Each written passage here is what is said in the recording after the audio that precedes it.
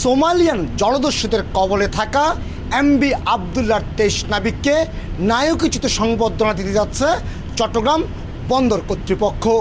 চট্টগ্রাম বন্দরের এনসিটিতে আয়োজন করা হচ্ছে এই 23 নাবিকের জন্য বিশেষ সংবর্ধনার। মঙ্গলবার সকাল 11টায় কুতুবদিয়ায় নোঙ্গর করা এমভি আবদুল্লাহ থেকে নেমে এসেছে 23 নাবিক।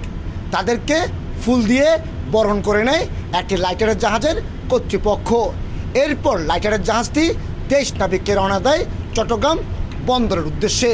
আর চট্টগ্রাম বন্দরের বহির্নোঙরে এই নাবিকদেরকে বরণ করে নেওয়ার জন্য চট্টগ্রাম বন্দর কর্তৃপক্ষ 3টি টাগবোটের পাশাপাশি ব্যবস্থা করেছে একটি পাইলট বোটের।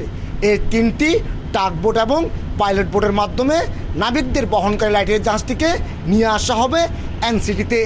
এখানে তাদেরকে বরণ করে নেবেন চট্টগ্রাম বন্দরের chairman rear admiral M Sohail.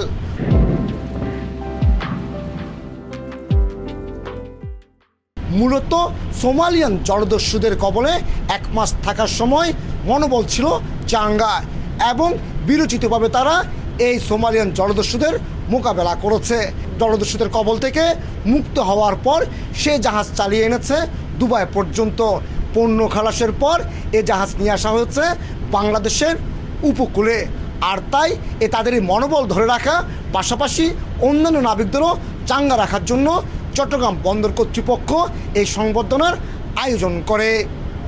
Chittagong বন্দরের বহির্নোঙর থেকে কমল দে, সময় সংবাদ।